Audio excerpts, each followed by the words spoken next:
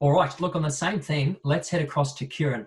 Now, Kieran, you work in, obviously, Merthyr Law there. You've been successful there, yet you also had to adapt in this environment and do things a little bit differently. You've also, though, managed to gain some new business out of it. There are opportunities, Kieran. So can you perhaps just share how are you engaging your clients and stakeholders to of late? Yeah, Lockie, I'll just continue on from David for a bit because I felt kind of passionate about what he was saying. And, I guess this huge upheaval to everyone's lives and everyone's businesses and what way we react to that. And kind of like one time, all the trains were down and, there was an electrical problem and it was just chaos at the train station.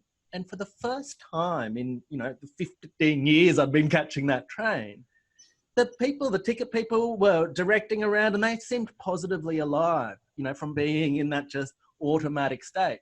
And just like when you go traveling sometimes, I don't know if you notice, but you get on a tram or a train and you feel alive and you look around and you see some of these people who just seem to be in that perpetual motion of just going about in their daily routine and, not really improving or changing at all. And as much as I'm really aware that there's a lot of suffering and a lot of pain and there's a lot of huge change and, people are dying and people's parents are dying. Just like what David was saying is this can really be, a moment for opportunity. And, from that, I guess, it's not just a matter of suddenly you get new business out of, a tragic situation, in this case, wills. I guess it's not as simple as that. It's more over a long period of time. I've been out there and I've been putting myself out there on social media. We've been, doing these Zoom meetings for some years and we've been, doing webinars. We've got our online questions on our website. And so I guess, we were ready for this event to happen. We'd already placed ourselves in that digital space. But one thing that I really relish from this, and I've been doing a series for a couple of years now called Journey 2020. And it's a video series just of my experience as a business owner of what we're doing, trying to get us to this age, or this digital age. And everyone was saying, Kieran, it's 2020 now, what are you doing? Is this your destination? And I'm saying, well, look, it's actually fortuitously, it's arrived. Everyone's got to get on board and change. And from my perspective, it's been good. Some people in the office who, didn't want to use Zoom and didn't want to, do any of these new products, they're kind of forced into that from working from home. And similarly, they're finding, oh, actually, this isn't too bad. This is a good way of doing things. And, I had an 84-year-old client who his first time using Zoom the other day, and he did it great. And all the challenges we've got, how do you execute a will remotely and all those kind of things. Everyone, like the Supreme Court, the titles office is letting you execute documents remotely, and everyone's kind of working around. And, we're really, I guess, hopefully going to become better and, we're going to be a better world and we're going to function in a different way at the other side of this as much as there's pain on the way, Lockie. Wow, great! I love the Journey 2020. Let's jump on board. And now you've also been working with your staff with technology. Clearly, a lot of us work from home, small or big business. We've all got to do it. How have your staff handled the change, and what have you noticed with productivity and engagement? Yeah, so it was a bit of madness. That week before everything kind of properly shut down, we were busy getting all of our staff set up from home. And I've been saying to a lot of team members for some weeks to make sure that they're testing this stuff out and, that they are set up from home. And of course, some people didn't do that. And, so it made it a bit more stressful than needed to be. And even myself as a business owner, I don't know, when I work from home, it'll be on my little Surface and, I might do a bit of marketing or get involved if there's some urgent work, but it wasn't productive like at work. And, it's forced me to set myself up properly. And, everyone's got Zoom, everyone's got video. We've got the work line, so, they can go directly to people's mobiles now in that system. And myself and my partner have actually been quite surprised that productivity's hasn't been a problem at all. Productivity's actually been really good. The thing I'm more concerned about is, how do I keep everyone's spirits up? Any professional services team, we're all in the same boat. We sell ourselves. And I've got a great team, and, we've got great, great culture, I believe. And how do we maintain that when, we don't meet at the water bubbler, we don't meet in the lunchroom, everyone's in their own home, and, some people don't have, the kids and the family keeping them busy. How do I keep spirits up? Not to mention, more importantly, all of this team, how do I make sure that I keep them in a job? And as a business owner, that's our role. Like, I've got 22 staff to look after. I take that personally upon me, is I want all of these people to have a job. I don't want them to lose hours. And I want everyone to be the best that they can be, and be in those good spirits, and, not for just when we get back to work, because we're at work now, but, maintaining that up, so we've got that happy face that we're known for with our customers and our clients. And, it's a big task. And I must admit, I felt like that train conductor, at the station, as in, this happened. And, like that electrical kind of jolt is, well, I was ready for the challenge. And, it's a real motivator, to kind of kick you up that next level. Had to work my butt off though, with kids at home, and, that kind of thing. Look, good on you. Thank you. And one thing you haven't mentioned though is you, Kieran. How are you going with juggling business owner, father, partner, family man, but also yourself? Are you getting time for yourself? How are you trying to adapt with all of the other adaptations you've got to go through? Yeah. So when it first kicked in, so I've got a 1.5-year-old and almost 4-year-old. And, they're at home, but we've got an au pair who lives with us. So, looks after the kids. But she'd just gone on holiday to Bali and Thailand during all of this, and just got in the nick of time before non-permanent residents weren't allowed into the country anymore. So she we'd been missing her on holidays for a few weeks, and she was self-quarantined at a friend's place for another 2 weeks after that. My wife runs her own advertising agency. And so, both of us are going through this huge change in our businesses, and, especially Monday to Wednesdays, sharing the care for our kids. But you know what? It was a good thing, Lockie. You go in the morning and you go to the park with your kids, or you play in the creek, and I think to myself, hey, I'm so grateful, what a beautiful world. How lucky am I that on a Monday I can be playing with my kids in the park and running a business, It's, I think all of us, like, you have so much, you can be so kind of grateful for what's going on at the moment. And, even those little things, like, your kids coming in and in a Zoom meeting with a client, especially people a bit better, I guess you're getting to get inside people's families and get to know them there. But, one thing I've missed, and I think many of us have missed, is, that kind of camaraderie with their mates. Like, you go a bit crazy being with the same finite group of people, all the time. Not that you don't love them to bits, but you kind of, need a bit of an outlet. And the other day, a mate of mine was sending me through a menu, a degustation menu of one of these restaurants we go to lunch sometimes, and saying, oh, you should take your wife out to order in this degustation menu, so you still spoil yourself from time to time. And I said, oh, I'm looking forward to lunch after all this is over. And I thought, hang on here. We're allowed in Queensland 2 people to visit us in our house if you maintain social distancing. My wife didn't let me do that during Easter, but I've convinced her, now that things have settled down a bit, we can. And so tomorrow I've got, 2 work colleagues, very good friends coming around. We've got lots of space on our veranda, so we can do that socially distancing. And like, those little things mean so much, And I think as part of all of this, all of us out here, like, it's all of those things that we appreciate, the ability to go out with a friend and have a drink, the ability to go to a movie, the ability to go to, I don't know, Byron or the country on a holiday. All of those things, I think, you know, we're not going to just be taking all of this stuff for granted anymore. I think a lot of us really appreciate, you know, that, and appreciate, you know, your loved ones and your family, and that we've still got them and we can visit them. So, you know, these kind of events make you reflect, don't they? Most definitely. Yeah, thanks. There's that saying that we become the average of the five most people around us that we hang out with the most. So you might be excused if you run around singing Wiggles songs, but with a glass of wine in your hand. We'll forgive you. Now,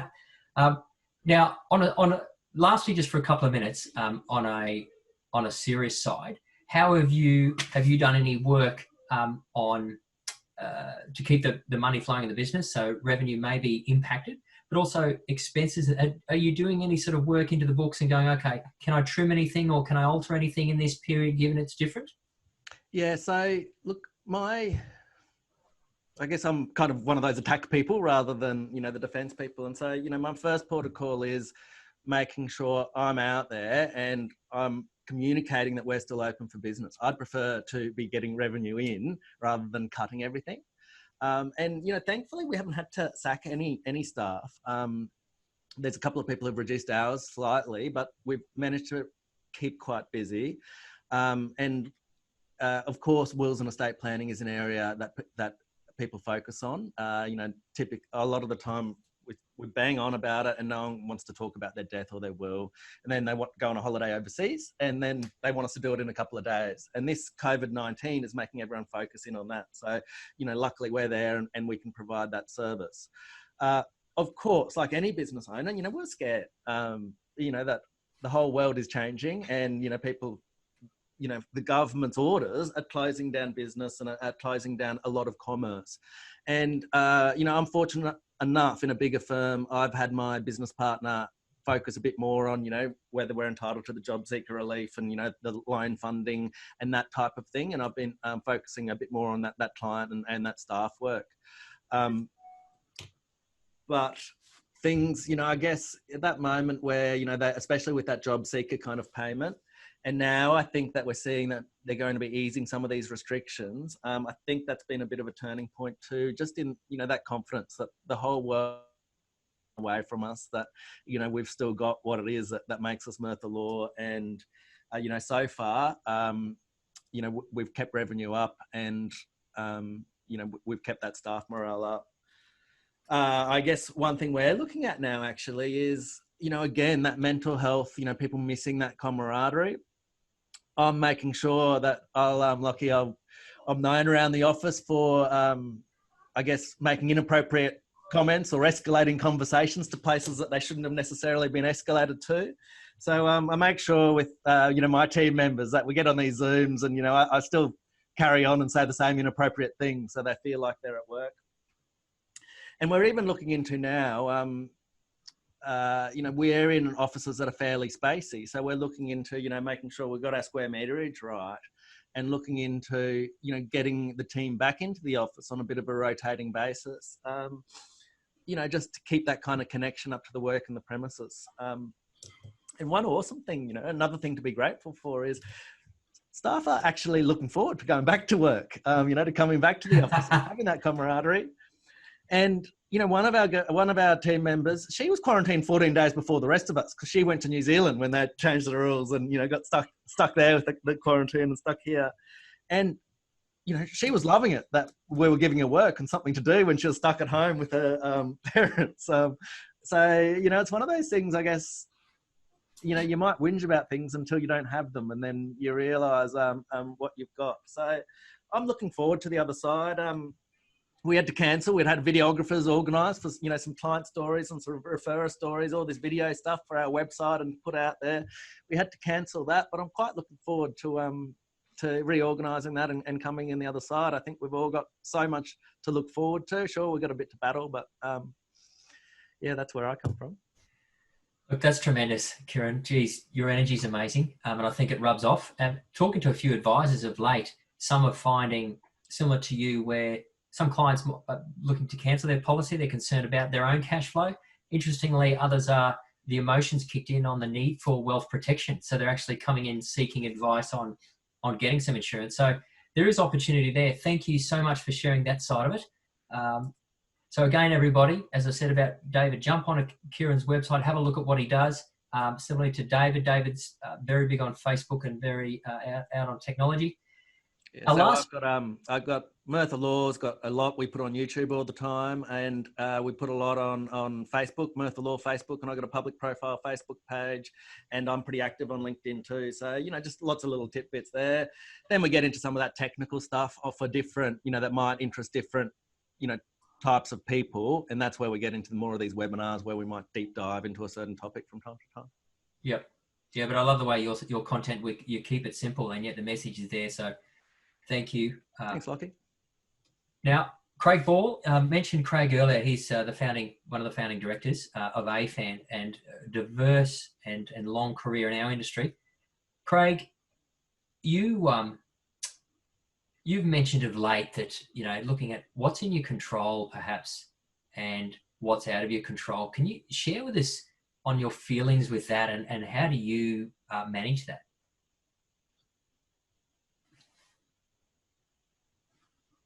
Just take it off mute there, Craig. Yep. Okay. Can you see me now? All good? Yeah, thanks. It's interesting, as David mentioned, sometimes we need to go through a really difficult situation before our eyes are opened. And I had that very situation back in 2014 when a business partner of mine was caught stealing from clients. And I relate it to be like, it was almost like a Boy Scout that was thrown into a game against the All Blacks, because we had all these barristers and institutions, they're like vultures trying to pick meat off the carcass. And it was a really scary situation. And for 6 months, myself and the third business partner, we went through a pretty tough time. We were awake at most mornings at 1:30, sending emails to each other. And when I look at that communication now, it was very dark. It was a scary place to be in. And it literally took me 6 months to really analyze the situation. And I realized that most of my anxiety was coming from my own thoughts. And a lot of the things that I was fearing never came into being. I was looking at worst case scenario. You know how we all have this little voice that chatters away all the time, and it tells us about all the horrible things that are going to happen to us. Well, that's when I realized that sometimes there are things beyond our control that we have no control over it. And COVID-19 is a perfect example. There's nothing that you can do about COVID-19. There's nothing that I can do. It just is. And, lying awake at night worrying about it doesn't solve a problem. And it was at that point that I realized that I can only control things within my own personal world. Things like, how many clients I get in contact with. Things like what I put into my body. Am I going to solve my problem with a bottle of wine? No, I'm not. I'm going to lose sleep and I'll feel like garbage the next morning. So I realized that there are certain things that I could control. But when I looked at the big picture of where I was at that point and where I needed to get to, it was actually quite frightening. And I thought, wow, it's almost like trying to climb Everest. And then it came back to the old adage, how do you eat an elephant? And you eat it one bite at a time. So I broke that particular objective right down to a daily task. And once I had hit that task, I just closed the books and I went off and did something. And I just said to myself, this is what I need to do today to keep me moving in a forward direction. And then tomorrow I'll do the same. And once I'd hit that daily target, I just crossed it off, closed everything up, turned the computer off, and I went off and I went to the gym or went for a swim or whatever. I just forgot about it. And then the next day I would do exactly the same. But what I realized is that over the course of a week or a month, the amount that I had achieved to get me back in the right direction was amazing. I thought, oh my God, look how much I've actually done. Just simply by focusing on that little thing that I could control and not losing sleep on all the other things that I can't control. Wow. Okay, that's comfortably disturbing for sure. That's I love those points about breaking it down in little bits. It's like a mini business plan, and we need to all do that at the moment in some form. exercise you've already mentioned. It's certainly a passion of yours, but you also use it for thinking too. Is that right? Yeah, it's a little bit funny. I think everyone's a little bit different. You know, some people like to meditate or read or get into the garden or whatever. But the craziest thoughts come to me when I'm out exercising. And I don't know, I just get into a zone. I think it's, you know, some people get funny ideas when, probably should rephrase it, but they get maybe creative ideas when they're in the shower or just before they go off to sleep at night. And a lot of the ideas come to me when I exercise. And I've done it all my life. I love doing it. I've had some major setbacks, but that always happens when you're active. You know, in 2007, I broke 2 vertebrae in my back. I've had a major shoulder reconstruction. But when you're active, there's always going to be little injuries. And it's just about managing that. You know, at the moment, I feel a little bit lame in the left hip, and which has sort of slowed me down for my power walking. But you work around it. You say, okay, if that part of my body isn't working as it should, what else can I do? And it's just adapting. And you know, when I'm out on the road or in a gym, I actually found a lot of the solutions to the problems I was looking for back in 2014 came to my head. And a lot of the answers weren't necessarily the right answers, but it set me off in a particular direction. And it was a little bit like being a pinball in a machine. You know, you get knocked over to one side and then over to the other, but you're heading in a forward direction. And once I started heading down that particular path to try and solve a problem, it was amazing what people came into my world. And I've always been of the belief that people come into our world for a reason. It might be for a day, it might be for a year or for a lifetime. But there were some people that came into my world back in 2014 that took me by the hand and guided me through that ugly situation. And I wouldn't have found them unless I, you know, took the positive action of actually taking control of the things that I could. They got me through the situation. They taught me some really valuable lessons that I now use in my business today. And it all came with silly ideas that came to me when I was out on the road or in the gym. Well, thank you, because that's, definitely attack, adapt, and accelerate as well. Grab it by the horns, bite into that elephant with big chunks. Now, across this period, though, for you in the actual business sense with clients, how had there been, we could be accused that we've got a bit more time at the moment in some ways to help our clients further. Any success stories of late, or any particular that you've found interesting? We get on the front foot with all this sort of stuff. You know, whenever there's a premium rate increase, we notify all of the clients from that particular company. With COVID-19, as soon as that hit the Australian shores, we notified every single client that you know, expect that there's going to be changes. Staff will probably have to work from home. I continue to come into the office. I'm the only one in here, but every single client received an email from us saying, we will be available 24 hours a day if you need us. We understand that a lot of people are going to lose their jobs, that we're going to lose their businesses perhaps, and that affects their ability to pay premiums. So we wanted them to know very clearly that they could come straight to us. They didn't have to panic, you know, and we would find a solution. And we've been able to do that. A lot of the insurance companies have been really helpful. One or two, not so much, but the vast majority have been really helpful. And they've been on the front foot with us as well. And without the help of some of the managers in the insurance companies, we wouldn't have got the results for our clients that we currently have. But the main focus of my office manager at the moment is just to help the clients through, to come up with the solutions and keep them up to date with, you know, what are the options that are available. Don't panic. Don't just cancel your policies. You know, if worse comes to worse and you need to do that, then so be it. We can always, you know, get these back in place in the future. But there are other solutions. And so our main focus was to give them options. But we've been really busy, not only with retaining business, but with also new business. And you know, this environment that we're in has actually forced me to change the way I think about how I'm going to do business in the future, because what we're doing now, Lockie, is brand new to us. You know, this is the very first webinar for AFAN, but I've been doing a lot of client interviews via this medium, And I have done them sort of sporadically in the past, but I'm looking at just how productive it's been. The other day, I actually put in place insurances and estate plan for brand new clients. I hadn't met them before, they referred to us, and they were in their bed while we're doing the interviews.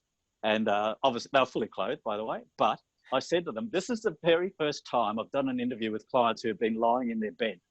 And so they didn't have to leave their home. They had a copy of their SOA. I went through it in detail with them.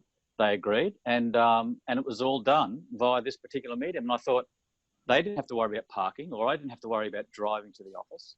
I think it's actually a really productive way to do business, and it allows us to do business with people right around the country, right around the world, in fact. So even though people are struggling, this is not a bad thing. It's actually a good thing, because from my point of view, I'm now looking, as Kieran said, at whether we need so much square meterage in our office, whether we can use more of this technology to be more productive and at the same time cut our costs. I see this really as a tremendous opportunity. Yes, it's a little bit painful, but my focus post my situation for my business partner is completely different now. And it's about looking at the opportunities when we're hit with a tidal wave, what opportunities come out of that? Yes, yeah, for sure. I think as an industry, we've often struggled with the fact that clients want to do risk insurance and as emotional buy-in face-to-face, but hopefully a lot more clients are comfortable to use, as you say, this medium going forward. Look, really good, Craig. And just for the last couple of minutes that we've got with you, can you share with us also, I've been made aware of a going beyond example you've had of late, where you've really gone really deep for a client and managed to change such an outcome with insurance for them. Can you just share with everybody what you did? Because it's a great example. Yeah, certainly, mate. I think this is one of the benefits of any, sort of GP advisor working with a team of specialists. I have a colleague who he used to be an accountant, and he has been doing risk and superannuation for many, many years now. But he's been a subscriber of the Allocator software, the software that I developed a long time ago. And he loves it, but he physically doesn't use it himself. His staff use it, but he just loves the concept. And anyway, to cut a long story short, he set up some insurance for a family, and on the father, he put in, I think it was $2 million or a bit over $2 million of life insurance.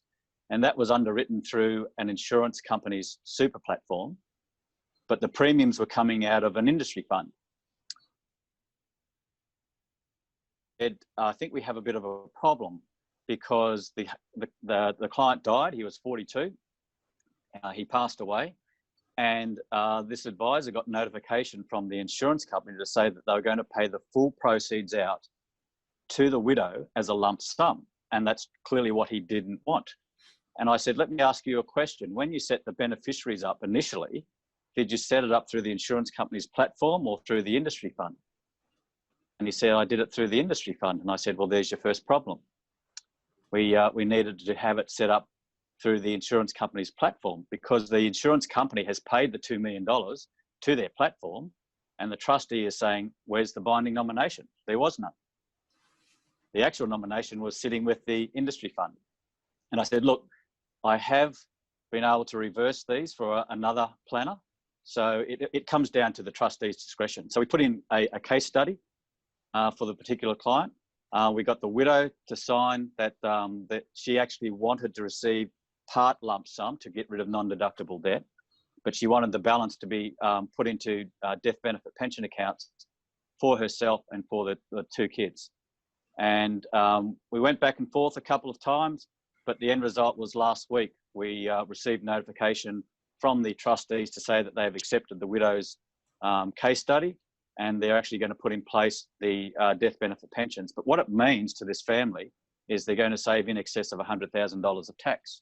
So she's pretty happy, the advisor's happy, but good learning experience for him, because he's a GP. And, I think that's probably the biggest takeout I've got, is that the days of the GP advisor are over. You've either got to surround yourself with specialists or become a specialist, because when you miss the finer detail, someone's going to get caught out, and it'll always come back to the advisor. And there are, some pretty savvy lawyers around the country. If they catch on to this sort of stuff and they realise that the advisor hasn't paid the level of attention that was due, then we're looking at future litigation. So that's what I love about AFAN, is that a general practitioner can use the specialist to get some really, really good outcomes. That is tremendous, and that's clearly what AFAN's all about as well. Having specialists so that you retain the relationship as an advisor, but the client has that much more holistic support. We've got Paul Geisel, of course, at AFAN, being an aged care specialist, Ian McPherson, credit and lending specialist, and others. So, look, thank you, Craig, for the insights from the front line.